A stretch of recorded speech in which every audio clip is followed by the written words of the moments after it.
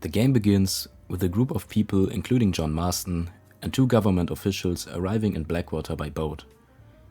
They guide him towards a train station where they watch him get on the train and leave. He arrives at Armadillo Station, a small place with nothing really around. He immediately heads into the town saloon, where he meets up with the white-haired, out-of-shape, tough-to-look-at old man named Jake. The two make their way towards Fort Mercer, where John confronts his former comrade Bill, who shoots him. John then gets picked up by Bonnie McFarlane, who gets him treated on her farm. When he regains consciousness, John offers to help around the farm to pay her back. He mainly helps by protecting the farm for a while. A few days pass until Bonnie asks John to accompany her to Armadillo. After helping her with buying some supplies, John leaves to ask the local sheriff for help with making a new attempt on capturing Bill. The sheriff tells him that he would need some time to get more info before they could get to John's former ally. After that, John helps him with dealing with some bandits before the two part ways for now. Back at the McFarlane farm, John continues his work until Bonnie McFarlane had enough of John keeping secrets.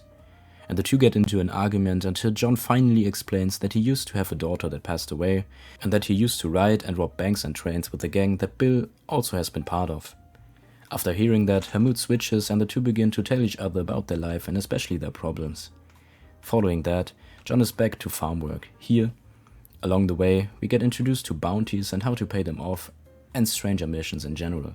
Back in Armadillo, he once again helps Marshal Lee Johnson to deal with some bandits. When the last bandit has been dealt with, Sheriff Johnson once again promises to do anything he can do to help with John's hunt for Bill Williamson. Back again at McFarlane Farm, we get introduced to Mr. McFarlane, Bonnie's father, who shows John how to tame wild horses. Next up, we get introduced to one of the most exotic characters, or even for this game's standards, the traveling merchant Wes Dickens, who we find in bad shape at the side of the road. Dickens asks John to bring him to Armadillo, where the two arrive after fighting off some of the men that attacked Dickens in the first place. While Dickens gets his wounds treated, John is helping the sheriff with another bandit extermination. This time, those bandits are not only robbing, but killing people and worse. After getting most of the unhuman beings at a farm where they are already in the process of murdering an entire family and their helpers, they track down the rest of the lowlifes not far away, and it turns out that no other than Bill is behind those murder sprees. Bill sends his men to attack and flee himself, but because one of his men gets captured alive, John still has a chance to finally get Bill soon. But first, it's time to help the McFarlanes save a herd from a storm. Later, Mr. McFarlane seems to be missing, so Bonnie and John go look for him. They find him next to the corpse of a person and his horse. He suspects the Bollard twins to be behind the crime and asks John to escort his daughter back home. When they arrive, to their horror, they discover that one of their barns is on fire and the horses are trapped inside. John manages to climb in through the roof and all animals can be brought to safety. With the fires put out, Bonnie expresses her gratitude and the two make a deal that if John gets his own farm, she helps him out with some cattle. Now that things calm down again, John runs into Wes Dickens, who asks John to help him with one of his scammy sales shows. The show is a success even though John had to fight a man who called out the scam, and the thankful Mr. Dickens recommends John to meet with his friend Seth. But first, John meets a furious Mr. McFarlane in Armadillo's sheriff's office, who is asking for help to find Bonnie. Before they could guess who could have kidnapped Bonnie, a messenger arrives telling them to let go Norman Deek, the man we captured that was with Bill's gang, if we want to see Bonnie again. John, the sheriff, and his men bring Deke to Tumbleweed, where the exchange is supposed to happen. But when they arrive, the bandits shoot Deke and attack John and the others as well. Luckily, the kidnappers were no match for them and they are able to bring Bonnie back home. Following the successful rescue, we finally get to meet the beautiful friend of Dickens named Seth, who we find searching for valuables and a treasure map inside graves. John offers to help him look for said map, under the condition that he helps him and Dickens after. John agrees to lure away and distract a deputy, so Seth can get to the man that knows where the map is supposed to be. With the information in their pockets, the two part ways only to meet up again at a church, where Seth needs John's help to transport a bunch of corpses in a wagon. John has to fight off some attackers along the way, but when they arrive at their destination, Seth finally tracks down his treasure in an old mansion full of even more bad guys. But as it turns out, the treasure was nothing but an old glass eye. Still, Seth agrees to keep his promise and help John on his mission. Before that, Dickinson wants our help once again. This time we have to take part in a race. Afterwards we get another tip. We are supposed to meet a man by the name of Irish, who is supposed to get us some extra firepower for our revenge plan. John heads there and has to bear witness to Irish about to be drowned. He frees the man from his attackers and asks him to get hold of a machine gun in return. He brings John to a cabin by a lake where they have to take out a group of bad guys to get to the machine gun. But as it turns out, there is no gun and Irish set us up. John tracks down Mr. Dickens once again, who asks him for another favor, but John is not really having it anymore, as he feels like he is wasting his time. Still, John agrees to help the man once more and protect him from people calling out his scams and takes part in another race. Afterwards, John manages to track down the drunk Irish behind a wooden shed, who is now apparently really guiding the fed-up John to a machine gun. This time at a heavily guarded mine. After fighting his way through hordes of enemies, John finally finds the weapon, and with the help of Irish brings it home safely. Now if that sounds too good to be true, it is, because the Gatling gun is broken. When John confronts Irish about it, he already has a plan to get the spare parts. But first they have to free a man named Shaky from a group of bandits, who gives us the parts in return. Now with everything prepared, the big day of revenge has come. John, the Marshal and their allies meet up to attack Fort Mercer. Seth breaks in first to distract the guards while John and Dickens drive the wagon with the machine gun through the front gate under the disguise of Dickens trying to sell his tonics. When the guards get close, John starts mowing them down with the Gatling gun. With only a few left, the group takes them out by hand, but Williams is nowhere to be found. But before they could wonder about it, Dickens comes running screaming that reinforcements are about to arrive, but John and the Gatling gun are able to fend them off. One of the surviving members of Bill's gang tells them he ran off to Mexico the night before. Irish claims to know the place he is supposed to hide and offers to bring John there, so the two agree to meet up at the ferry. When they meet up, the ferry turns out to be a brittle raft that is supposed to carry the two downstream to their destination. After a wild ride due to them being attacked almost along the entire way, Irish and John arrive in Mexico where the two part ways. John's first stop in Mexico is to meet up with Captain Vicente de Santa of the Mexican army. He tells John about the chaotic circumstances in Mexico and that the military desperately fights to re-establish the order. Even though we only know him for a few minutes, it is easily to tell that de Santa is not a good man. John and his goals align, as both of them want to get their hands on the outlaws in the region, so they decide to team up. The first plan the men work together on is escorting a train that the military knows the outlaws will try to rob. The idea seems to be successful when the train comes to a stop after fighting off the attackers. But as soon as the men leave inside, a few hidden rebels appear from their hiding place, stab the last guards and steal the train. John storms out again after noticing and chases after the train, taking out the attackers, before he manages to get the train to stop in front of a blown up bridge. When we come across de Santa again after a while, we witness him being screamed at by his superior, Colonel Alendis, who makes it clear that if he wants help with getting Williamson, John better does as he is told. Which brings him and de Santa to the ruins of an old town, where they have to take out hiding rebels once again. Here, it once again shows that the military is definitely not fighting for their people, as the soldiers capture women to bring them to their captain's home. Further, John is asked to burn down their houses, which he does even though he is definitely becoming more conflicted about his actions. Still, John once again finds himself at the military base, where he witnesses de Santa and his men riding towards another shootout with the rebels. De Santa stops for a moment to invite John to join them. Following another fight, John demands de Santa gives him the information he owes the next time they meet. However, when that day comes, de Santa promises some info only after John goes on another mission in Chuparosa. Here, it is time to protect another train from attacking rebels, but this time we get to use a Gatling gun. Arriving at the destined military base, John's frustration level begins to rise further, as he once again has to leave without any new information on Bill. At least he comes across a somewhat friendly face for once, after dealing with 3 muggers in a small town. An old gunslinger named Landon Ricketts who instructs John on how to use the Deadeye mode before a local banker asks for help with bandits robbing one of their wagons. The two retrieve the wagon and after getting their reward, part ways for the time being. When they once again cross paths, Ricketts asks John to meet him at El Matadero, where they hope to get information about a kidnapped woman named Luisa. Luisa seems to be very important, because as Riggs explains, she seems to have close ties to the rebels' leader's Reyes, which could be John's ticket to getting closer to Williamson. In El Matadero, a butcher named Carlos informs them that Luisa is being held in a nearby cave, and he offers to distract the guards so they can get inside. After fighting their way through countless men, they find the woman in bad shape in a cell deep inside the cave.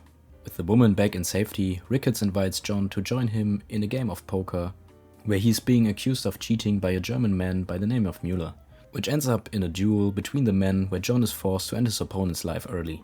This causes the town to go nuts, and a shootout begins with many people in the small town dying in the end. After that, the two men end up reminiscing about how John left the gang after they left him behind when he got shot during a robbery, and that some government officials are pressuring him now to go after his old comrades. Then, suddenly Louisa comes running and asking them to help some civilians that are being murdered by the local government over trivialities. They rush to their aid, take out the guards, and drive the prisoners over the American border. Here Ricketts promises to bring them to safety and asks John to meet Louisa before they part once more. He keeps his promise and meets up with Louisa, being in the middle of packing her family's belongings so they can leave the area. Because apparently the revolution is coming, as Reyes is supposed to lead his men into war with the corrupt army. Louisa asks John for help with getting his sister to safety. With that being done, John drives back to meet up with a despairing Louisa, who tells him that Abraham Reyes has been captured. John offers to help, and the two make their way to the prison in El Presidio, where he's being held prisoner. John sneaks inside onto a rooftop and shoots the man who was about to execute Reyes. After reuniting him with his beloved Louisa, John heads towards the Santa. There, Alandis claims that the men we are looking for have been captured and the Santa will guide us there. He brings John to a church where, as soon as they get inside, the army men betray him and are ready to end his life. But right before our protagonist can be executed, the rebels come to the rescue and save him. With a near-death experience still in his bones, Louisa asks to meet him again. She explains that her father was murdered by the army and she plans to end Alandis' life. John offers his support out of respect for her loss, and the two make their way to ambush a military convoy. With the military line of supply being cut off for now, the rebels make their way to El Sepulcro, where the Santa was sent to watch over another massacre. The rebels take out the weakened military forces with ease, and John punches Javier Escuela's whereabouts out of the Santa, before he is sent to his maker. John heads over to the place where Escuela is supposed to be, but he apparently hasn't been there in months. With no other leads for now, John makes his way to Abraham Reyes and his revolutionary forces. He helps them robbing a train filled with military supplies needed for their attempt at overthrowing the local government. Now with their own supplies replenished and the military forces weakened like never before, the time for the final attack has come. John is tasked with driving a wagon filled to the brim with TNT into the gates of El Presidio to open up a way inside. The few soldiers are no match for them, and John goes ahead looking for Escuela. He finds his friend inside a nearby shed. Following a short chase, you are left with the choice to capture or shoot him. Either way, John finally made a huge step towards his goal, as the government officials pressuring John tell him that his former gang's leader is in Blackwater. They order him to sort out his business with Bill and head there as soon as possible. But first, John and the rebels have to finish what they started by ending Alandis' rule of terror. Following a brutal last stand, we find out that we might be able to kill two birds with one stone, as Alandis flees accompanied by Williamson. When we finally catch up to his wagon, John and Reyes kill the two, and now there's only one thing left to do. But first, John has to get back to America. Back in his homeland, he heads straight to Blackwater to meet up with Agent Ross, who orders John to also take out Dutch if he wants to be reunited with his family. So with no other option, John accompanies the agents to an old shipwreck where Dutch is supposed to hide from the law. The place turns out to be a trap, as they only find their injured informant Nastas tied up on the top of the shipwreck. The now quartet fights their way through Dutch's men until finally arriving with their car in Blackwater. Here, John gets to meet the substance-abusing professor Harry McDougal, who is trying to prove his racist theories. Nastas guides the two towards a camp of natives that started following Dutch's beliefs. Here they believe to find the man himself.